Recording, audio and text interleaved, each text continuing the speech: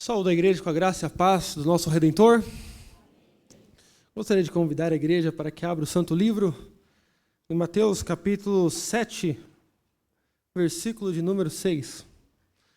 Dando continuidade ao Sermão do Monte, caminhando para o desfecho. Palavras que, se lidas fora do contexto, são muito duras, e de fato são mesmo, mas que são necessárias para o nosso crescimento. Hoje nós seremos desafiados a entender como que o Evangelho é pregado numa cultura de ódio. O Evangelho numa cultura de ódio. É sobre isso que eu gostaria de falar com você nessa noite. Assim diz a santa palavra do Senhor. Não deis aos cães o que é santo, nem lanceis ante os porcos as vossas pérolas, para que não as pisem com os pés e, voltando-se, os dilacerem. Amém. O que é a cultura do ódio? Não sei se você já está familiarizado com esse tema, mas se você colocar no Google, no YouTube, vai aparecer muitos vídeos, muitas notícias e muitas opiniões sobre. Cultura do ódio, por vezes, é usado hoje em dia para definir o contexto que nós estamos vivendo, de polarização política, onde pais não falam com os filhos, filhos não falam com os pais, familiares vivem numa zona de guerra, por vezes essa zona adentra as quatro paredes da igreja e descreve isso. Eu luto por político A, por bandeira A, e você luta por bandeira B. Isso descreve a cultura do ódio. Um acusando o outro de ódio. Veja, a internet, com a sua capacidade de comunicar, trouxe também a elevação desse tema.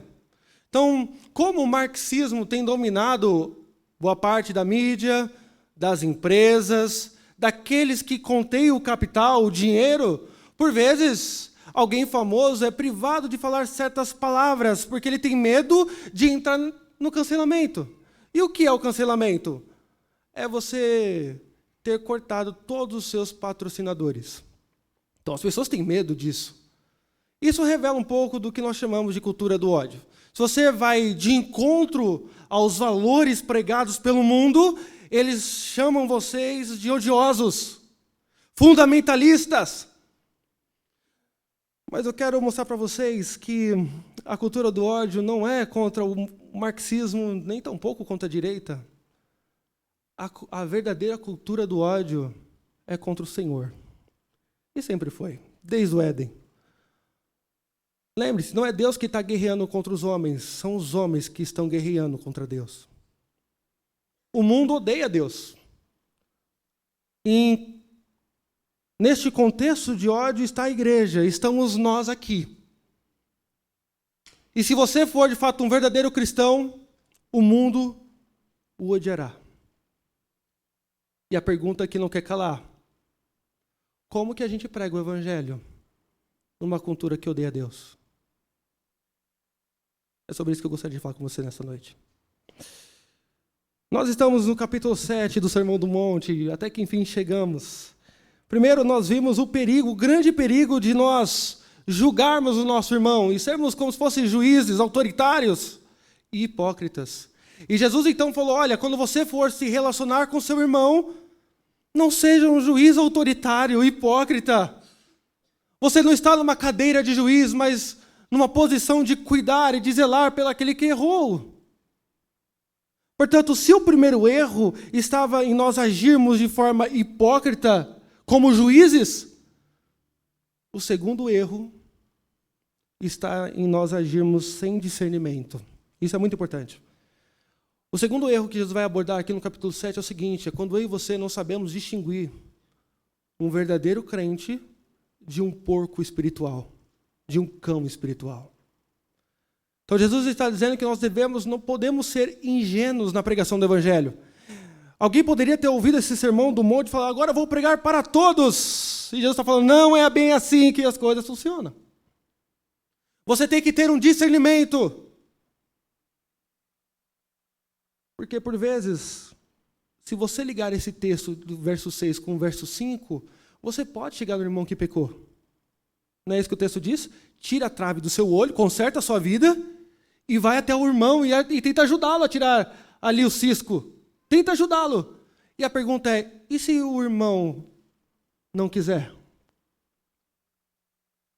E se ele, além de não querer, ir para cima de você? Te insultar? Fazer mau testemunho acerca de você? Esse é o neopuritano. Esse é santarrão. Aquela igreja não é uma igreja do amor, mas é uma igreja do juízo. Deus não é amor para todos? E se estes que se chamam irmãos virem contra nós, por conta da verdade? Aí Jesus está dizendo, cuidado, eles podem ser cães e porcos. Portanto, irmãos, é muito claro o que Jesus vai dizer no versículo, de como o modo que nós devemos proceder em relação ao ódio contra Deus e contra o Evangelho. Então, em primeiro lugar, em meio a uma cultura de ódio contra Deus e contra o seu santo Evangelho, devemos ter consciência do tesouro que é o Evangelho. Nós devemos ter consciência do tesouro que nós temos. Veja, para Jesus ilustrar o que ele quer dizer, ele vai usar duas figuras no verso 6. Não deis aos cães o que é santo, primeira figura, o que é santo, nem lanceis aos porcos as vossas pérolas. Jesus está dizendo, olha, você tem que ter discernimento, porque o que você tem é um grande tesouro. Não é regras morais para se viver bem, sabe? Não é dicas para relacionamentos duradouros, não é isso. O que você tem, em primeiro lugar, é santo. E entendamos o contexto. Se você fosse um judeu daquela época, você chegaria com a sua oferta, com o seu cordeiro. E aquele cordeiro era oferecido no altar. Mas antes ele era dividido de 3 partes. Uma parte você levava de volta para casa e comia com os seus. Outra parte o sacerdote ficava para ele e ele comia, tinha que sobreviver também. E a terceira parte era colocada e queimada totalmente no altar. Existia cães naquela época. E o sacerdote poderia tirar dele um osso, estava comendo ali um osso e dar para o cachorro. Poderia, comida dele. E os familiares que estavam comendo parte daquilo que foi sacrificado, poderia também. Mas a lei de Moisés diz que aquilo que foi para o altar é santo e ninguém toca.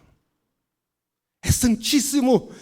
É um holocausto. Holocausto significa oferta por inteiro. Era totalmente para Deus. E ali ninguém tocava.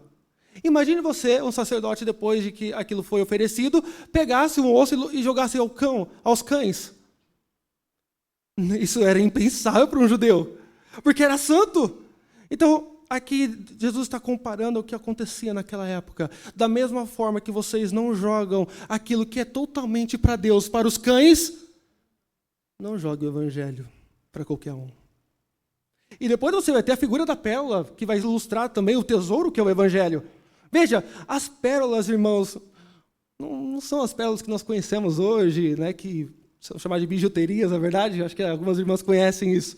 Não são. As pérolas daquele tempo só existiam as verdadeiras. E eram raríssimas aquelas pérolas. Conseguidas apenas no Oceano Índico, no Golfo Pérsico, por exemplo. Tanto é que Jesus usa uma parábola, lá em Mateus 13, 45, dizendo que um homem vendeu todas as posses que ele tinha para conseguir a pérola de grande valor. Veja, a pérola era algo extremamente caro naqueles dias. E era comparado também, lá em Jó 28, 18, com sabedoria. Então, veja, Jesus compara a pérola de grande valor ao reino de Deus. Jó 28, 18 compara a pérola com sabedoria. Parece que aqui Jesus funde os dois significados. É o ensino do reino de Deus, que é a pérola de grande valor aqui no texto. E Jesus está dizendo, veja, imagine vocês têm um chiqueiro, e do nada você acorda mais cedo e o marido fala, onde você vai? Você esqueceu? Tem que jogar pérola aos porcos. Não tem sentido, porque não vai sustentá-los. E é isso que Jesus está dizendo. O que vocês têm? Um grande tesouro. Deixa-me explicar isso de uma forma mais clara para vocês. Havia um homem que vivia mendigando em cima de uma grande pedra. A vida toda, ele era conhecido do vilarejo próximo, ele não tinha onde morar. Então ele morava ali naquela pedra mesmo. E quando chovia, ia para uma árvore próxima. Mas ele era conhecido por viver naquela grande pedra mendigando. E as pessoas ajudavam, davam roupa, comida, dinheiro. E aquele homem, certo dia, morreu em cima da pedra. Quando foram tirar o corpo dele, foram muitas pessoas, porque ele era muito benquisto, viram que a pedra se moveu um pouquinho. Como assim? E vou empurrar a pedra para ver o que tem? E empurraram a pedra, e embaixo tinha um grande tesouro. Aquele homem morreu como miserável, mesmo estando debaixo de um tesouro por toda a vida. E eles olharam para o outro e falaram, o que a gente vai fazer? Não tem o que fazer. Enterre-o com esse tesouro. Irmãos, como eu gostaria de aplicar esse primeiro momento para nós? O que nós temos aqui é um grande tesouro. E Jesus quer nos ensinar que, mesmo que nós vivamos numa sociedade que o odeia, e que odeia de fato o Evangelho e vai nos odiar, nós devemos nos contentar. Porque, ainda que o mundo nos despreze, nós temos conosco esse grande tesouro. Um grande comentarista australiano, Arthur Pink, ele diz algo muito interessante. Veja, nós podemos perder a nossa saúde. Quantos pedidos de oração foram feitos aqui por conta de pessoas com problema de saúde? É verdade. Nós podemos perder a nossa riqueza, nossos amigos, nossa fama, nosso dinheiro. Mas aqui, meus irmãos, há uma lâmpada para os dias mais escuros da nossa vida. Leia lá o Salmo 119, verso 105. Lâmpada para os meus pés é a tua palavra e luz para os meus caminhos. Nos dias mais escuros da sua vida, você tem um grande tesouro com você. Aqui se encontra o consolo, o maior consolo para a maior dor e para a maior aflição. O salmista, lá no Salmo 119, verso 50, diz: o que me consola na angústia é isso, que a tua palavra me vivifica. Olha que lindo. E aquele salmista provavelmente estava passando por uma grande tribulação. Então eu quero que você veja o Evangelho nesta noite como um grande tesouro que você deve desfrutar.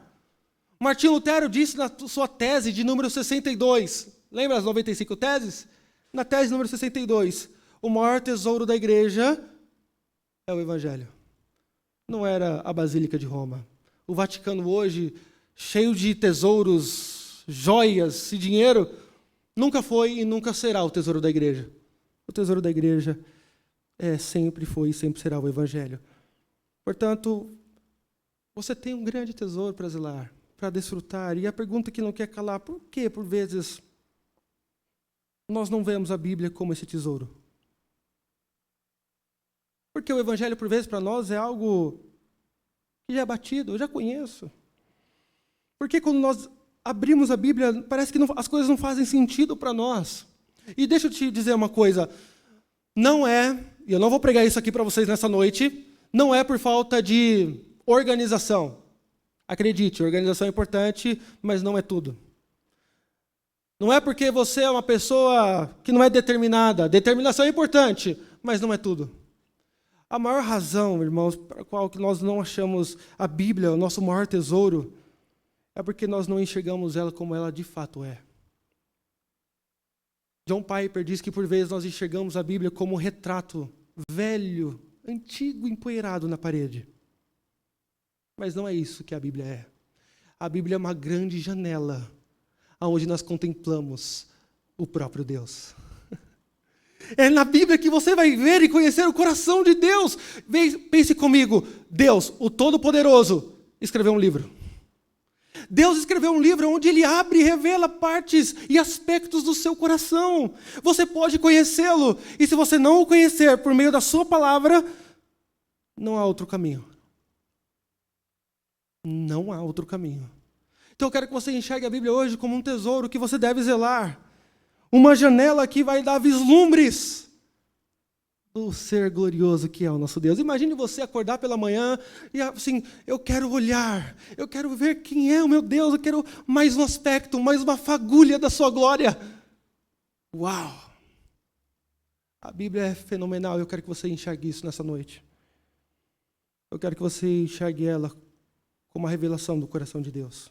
Mas não é só isso que o texto nos diz. Em segundo lugar, Jesus não diz apenas que eu e você devemos ter consciência do tesouro que é o Evangelho. E aqui entra a parte mais difícil. Devemos ter discernimento ao pregar este Evangelho. Se ele é o tesouro que é, e é mesmo, Jesus está dizendo que nós devemos ter discernimento ao pregar. E aqui ele vai usar agora mais duas figuras. Veja que legal. Para ele dizer sobre o tesouro que é a Bíblia, o Evangelho, ele usou duas figuras. Coisas santas e pérolas. E para falar sobre discernimento, ele vai falar sobre duas figuras também. Cães e porcos. Primeira figura é sobre os cães. Cães aqui, já deixa eu deixar claro para você, não tem nada a ver com o cachorrinho que você tem em casa, tá bom? Aqui é outro tipo de cão. O que você tem, você leva ao pet shop, coloca uma roupinha bonitinha, passa perfume, e essas coisas. Não é desse tipo de cão que Jesus está falando. O cão aqui é um tipo selvagem que assolava a Judéia e a Palestina.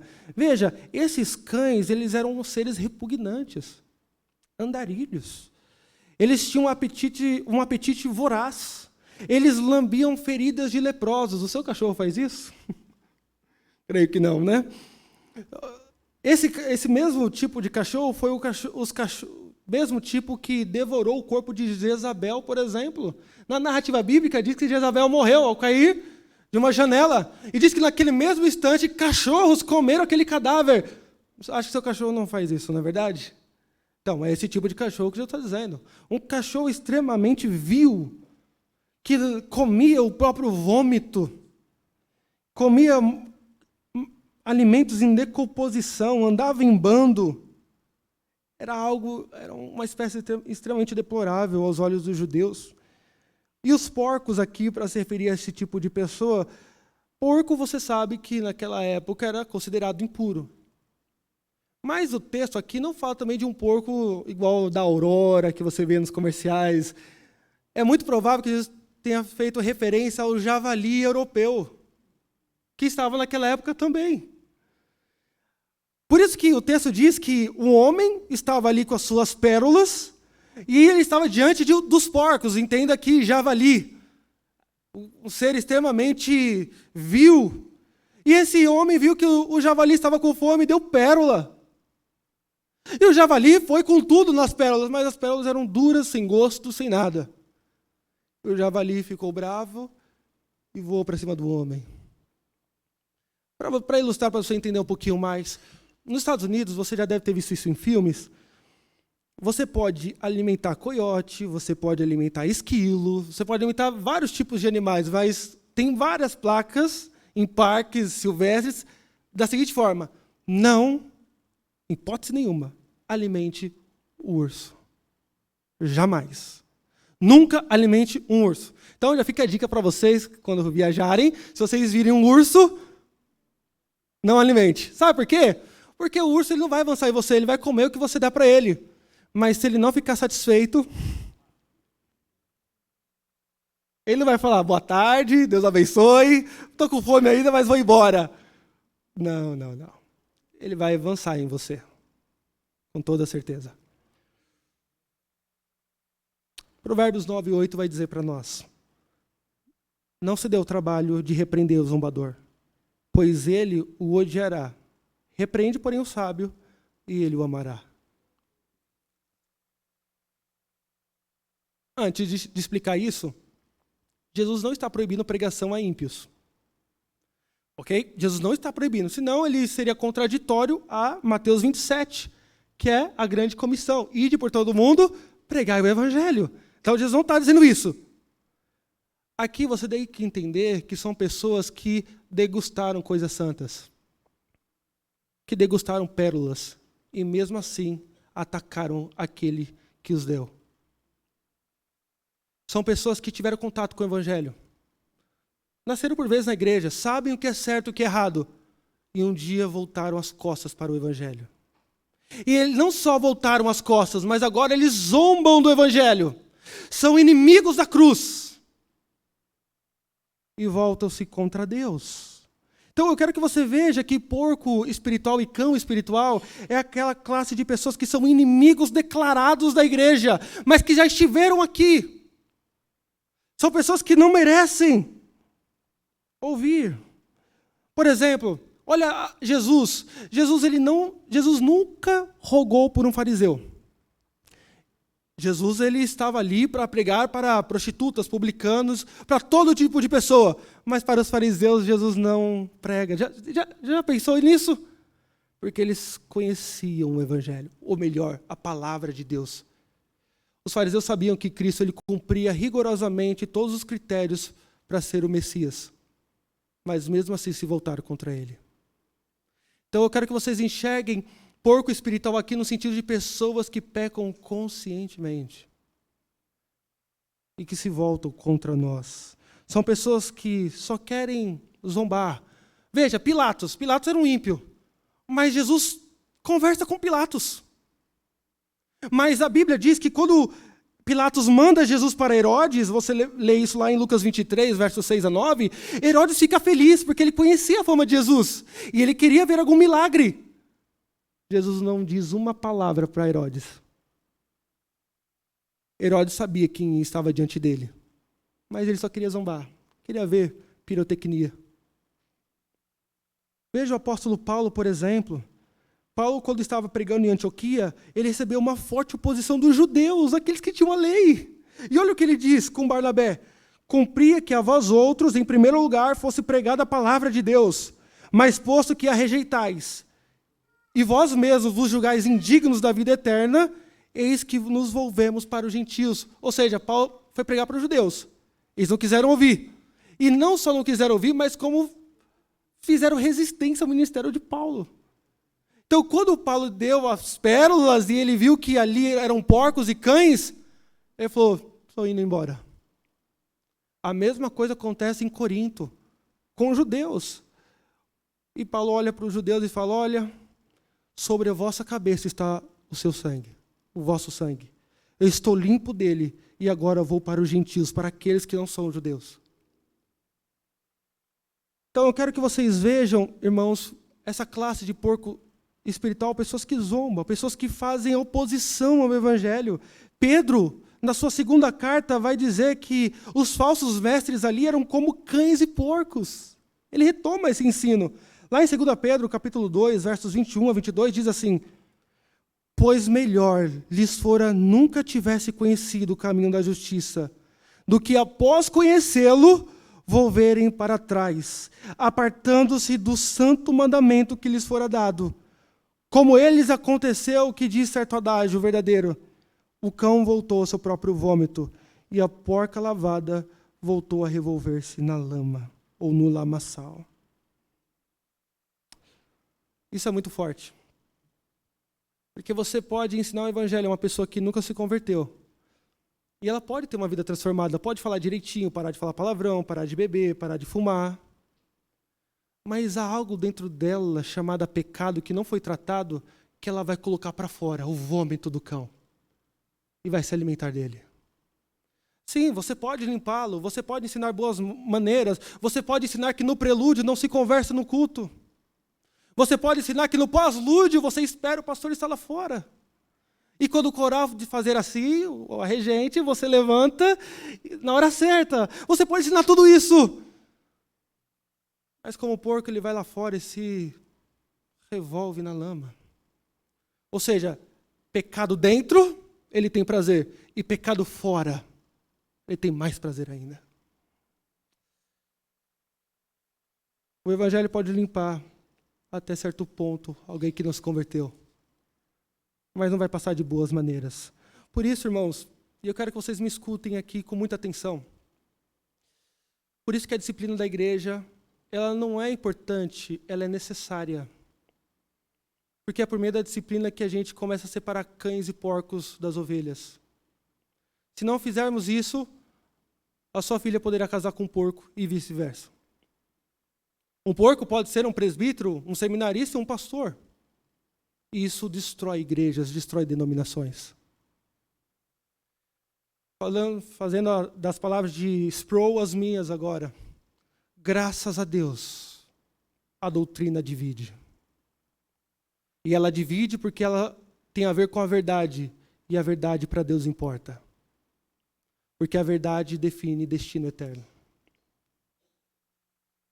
A gente não prega moralidade por moralidade aqui. A gente prega o evangelho que pode definir a sua estada no céu, na nova criação ou no inferno. Por isso é muito importante. E entenda, irmãos, que quando acontece uma disciplina, quando a pessoa é crente, a ideia é chacoalha ela. Acorda, você não pode ir para o precipício do pecado. E se ela é verdadeira crente, ela vai acordar e vai ouvir e vai voltar a si. Mas se ela é porco ou cão espiritual, essa pessoa, ela vai para bem longe. E quando vai para bem longe, irmãos, é só ajoelhar e agradecer a Deus. Pior é quando fica. Pior é quando fica. Essa foi a tática de Satanás nas cartas. Leia. Paulo enfrentava isso. Descrentes no meio da igreja. Então, irmãos, eu quero que vocês entendam que sempre nós estaremos numa atmosfera de ódio. Mas você vai pensar, Daniel, calma aí. Segundo o IBGE, em 2032, nós teremos maioria no país de evangélicos, ok? Passaremos os milhões, quase 100 milhões de evangélicos em 2032, segundo o IBGE. Explica para mim isso aí. É com dor no coração que eu digo. A maioria daqueles que se dizem evangélicos nunca conheceram o evangelho. E é com mais dor ainda que eu digo, muitos são cães e porcos.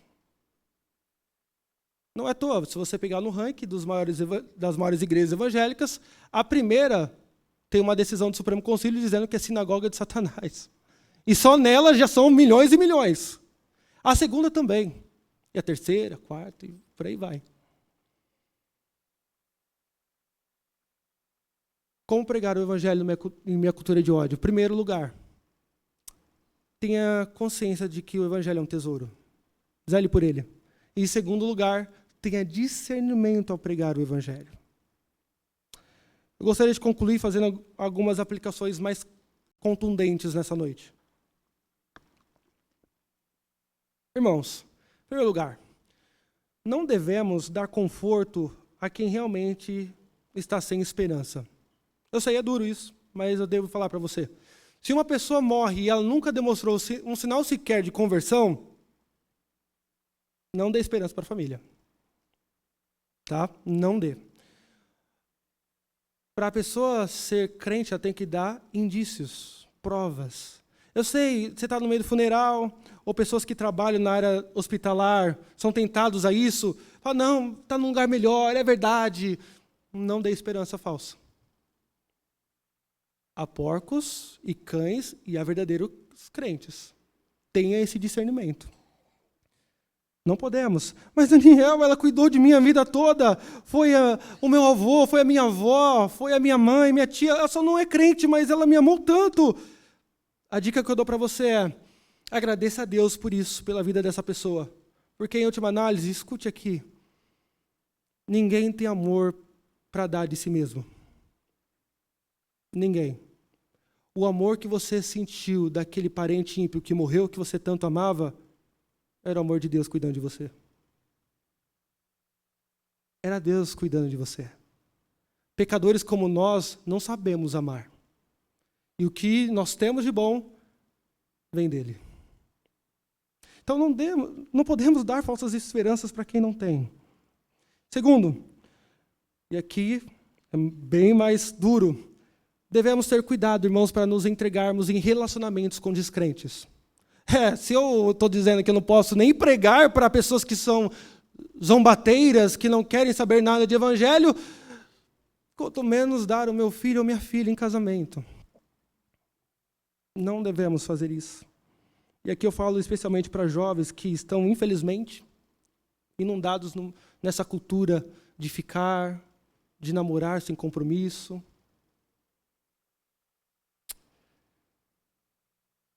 Cuidado, não dê seus filhos e suas filhas para descrentes. Nós não devemos fazer isso. Isso é muito comum, às vezes a gente chega na sala do aconselhamento, mas ele não me ama, ele não me respeita. É claro, ele não é crente. Ele é coerente com a atitude de quem ele é. Terceiro e penúltimo lugar. Devemos cuidar para que não pensemos que todos responderão ao Evangelho da mesma forma. Jamais. Sinclair Ferguson disse, não ensine um porco a cantar. Não ensine. O porco vai odiar o exercício e você vai perder seu tempo. Então, tem pessoas que nunca vão se converter e sempre vão rejeitar mesmo. Sempre vão. Agora, uma coisa é importante dizer. Tome muito cuidado para taxar alguém de porco e cão espiritual. Muito cuidado. Isso você não faz não é assim. John Stott, por exemplo, a experiência dele não se aplica a nós, obviamente. Mas John Stott, um grande pregador e exegeta, ele diz que só fez isso uma vez na vida dele. Foi com um caso na igreja dele, de um menino que ele discipulou, e ali ele viu que de fato era um cão, ou um porco espiritual, se você preferir.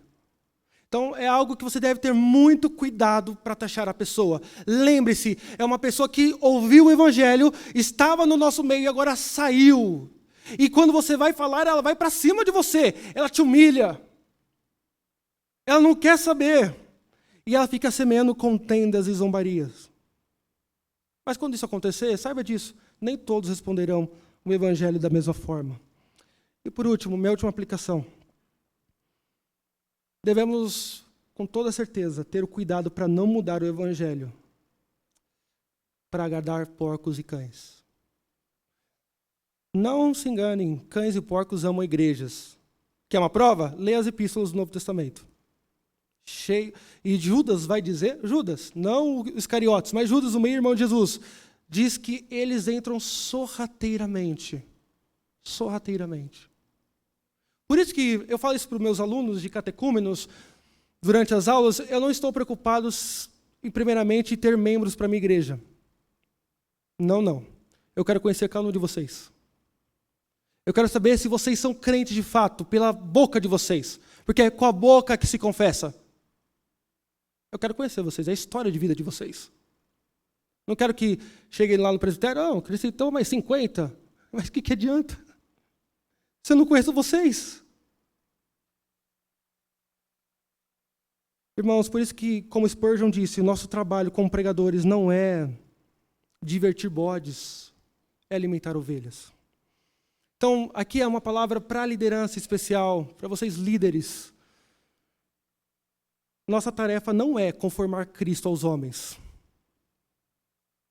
mas é conformar os homens a Cristo. Não é baratear o Evangelho e dizer aquilo que todo mundo quer ouvir. Olha, Deus está com propósito na sua vida, no meio do seu sofrimento Ele está lá, etc. É pregar contra pecados. Nós não podemos agradar porcos e cães, devemos pregar o verdadeiro Evangelho. E agora eu quero que vocês vejam que não é uma brincadeira, é algo muito sério. Em meio ao ódio, eu sou chamado, então, a ter uma atitude coerente com o Evangelho que prego. Eu tenho que ter coerência, que há um tesouro pelo qual eu devo zelar, e que há porcos e cães que eu deverei lidar, por vezes, ao longo da vida. E assim eu não posso agir de qualquer maneira, não posso negociar o Evangelho. Não posso me relacionar com um destes.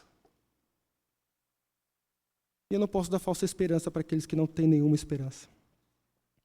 Lembre-se, quando você estiver no céu, você não sentirá falta de ninguém. Todos que deveriam estar lá, estarão. Louvado seja Deus por isso. Que Deus nos ajude, meus irmãos, a pregar fielmente o Evangelho em meio ao contexto de ódio. Vamos orar? Senhor Deus, graças te dou, porque o Senhor é bondoso e nos ensinou nesta noite que o Evangelho é um tesouro que nós não devemos barganhar de qualquer maneira. E que é necessário termos discernimento. Não podemos ser ingênuos, ó Deus. Há muitos inimigos da cruz à espreita e por vezes até entre nós. Dá-nos coragem, dá-nos o instrumento correto Fortaleça-nos, ó Deus, para lidar com essas situações. E que em nós, ó Deus, não haja tais inimigos. Ajuda-nos, ó Deus, em nome de Jesus. Amém.